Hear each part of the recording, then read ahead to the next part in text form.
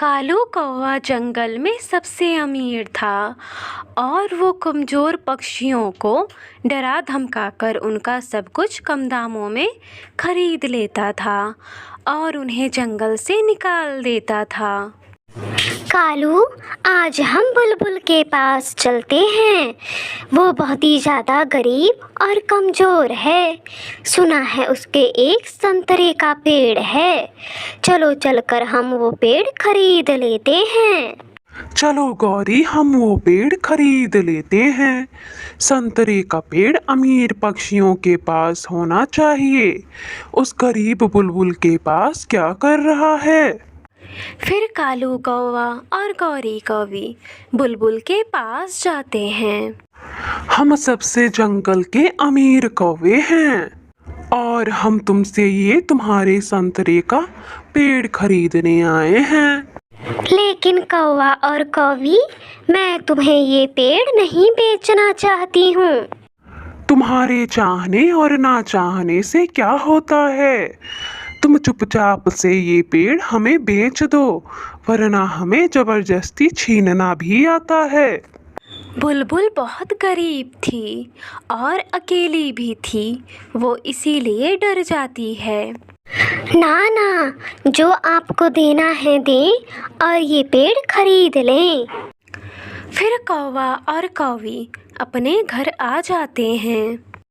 एक ना एक दिन हम इस जंगल में अकेले ही रह जाएंगे और गरीब पक्षियों को हम भगा देंगे। फिर ये जंगल हमारा होगा और हम सबसे अमीर होंगे। दूसरे दिन घबराई हुई चिड़िया कबूतर के पास जाती है। कबूतर भैया, उस कौवे ने बुलबुल से उसका संतरे का पेड़ खरीद लिया है और उसे जंगल से बाहर निकाल दिया है। वो जालिम कौवा अपने पैसे के दम पर ये सब कर रहा है। कबूतर भैया, मुझे तो डर लग रहा है, कहीं वो हमें भी इस जंगल से निकाल न दे। फिर वही होता है जिसका चिड़िया को डर था। चिड़िया, तुम्हारे आसपास वाला जितना भी पेड़ है वो सब मैंने खरीद लिया है और जिस पेड़ पर तुम्हारा घर है तुम वो पेड़ भी मुझे ही बेच दो।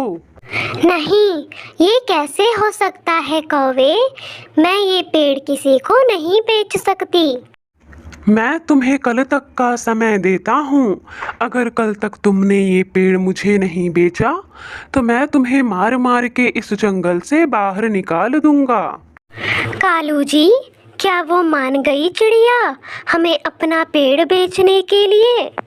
मैंने उस चिड़िया को कल तक का समय दिया है। कल तक वो हमें अपना पेड़ बेच देगी। फिर इस जंगल के सारे पेड़ हमारे हो जाएंगे। पैसा लगाओ और गरीबों से सारा कुछ खरीद लो। हमारे जंगल में गरीबों का कोई काम नहीं है। चिड़िया बहन, अब हम उस कौवे को ऐसा सबक सिखाएंगे कि वो जिंदगी भर याद रखेगा। फिर कबूतर चिड़िया से एक बात बताता है और वो फिर बाजार चला जाता है। बाजार से वो नकली सोने का हार खरीदता है और वापस आ जाता है। चिड़िया बहन, तुम इस हार को इस पेड़ पर ऐसे लगा दो जैसे ये हार इसी पेड़ पर हुए थे। ठीक है कबूतर भैया, मैं अभी इन हारों को पेड़ पर लगा देती हूँ। फिर टोनी चिड़िया उस पेड़ पर वो हार लगा देती है। मैं अपनी बैलगाड़ी लेकर आता हूँ, तब तक आप अपना सामान तैयार रखो और वो कौवे और कौवी आते ही होंगे।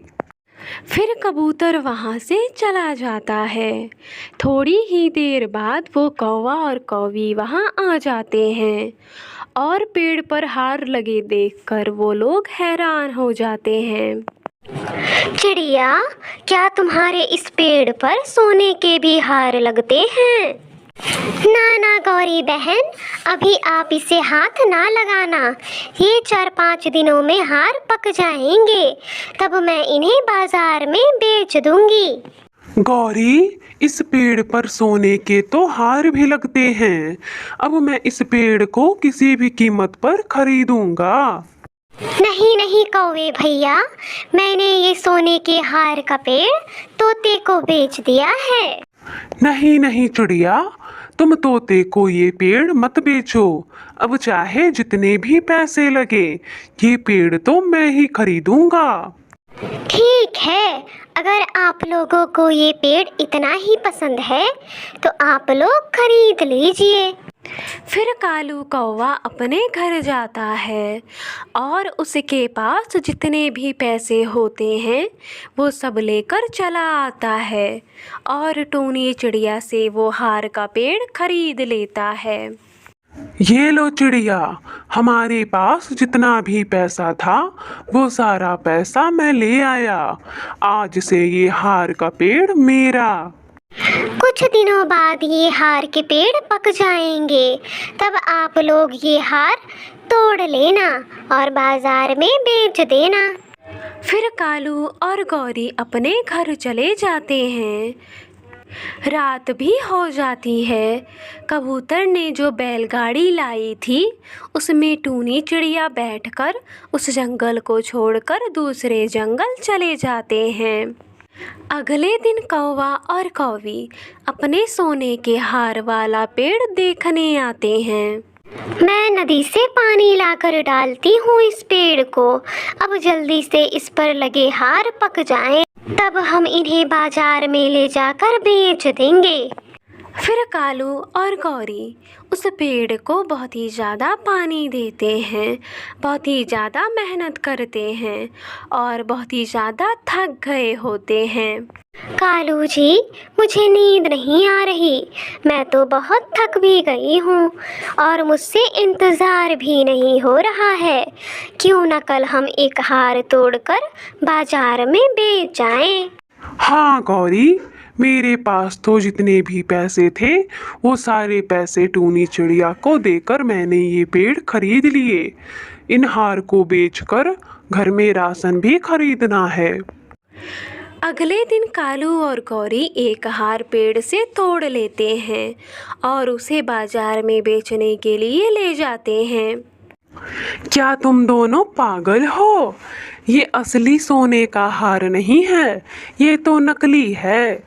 नहीं नहीं सोनार जी, अभी ये हार कच्चे थे तभी मैं तोड़ लाई। 2-4 दिन में ये हार पक जाएंगे। तुम लोग जाते हो या एक लगाऊं? पागल कौवे और कौवी, ये हार तो मैं मुफ्त में भी नहीं लूंगा। फिर वो दोनों पति पत्नी निराश होकर दूसरे सोनार के पास जाते हैं। भागो यहाँ से, नहीं तो पुलिस को बुलाकर बहुत पिटवाऊंगा। पति जी, वो चिड़िया तो हमें चूना लगा गई और हम तो लालच में ही मारे गए। मेरे पास तो 1 रुपया भी नहीं बचा। मैंने अपने सारे पैसे चिड़िया को दे दिए थे। फिर वो दोनों रोते हुए वापस अपने घर चले जाते हैं। उन्हें उनकी लालच की सज़ा मिल जाती है। दूसरी तरफ कबूतर और चिड़िया दूसरे जंगल में जाकर अपना एक नया घर बना लेते हैं और उसमें खुशी खुशी से रहने लगते हैं। प्यारे दोस्तों, इस कहानी से हमें ये सीख मिलती है कि कभी भी हमें लालच नहीं करना चाहिए और अपने से कमज़ोर लोगों पर जुल्म नहीं करना चाहिए।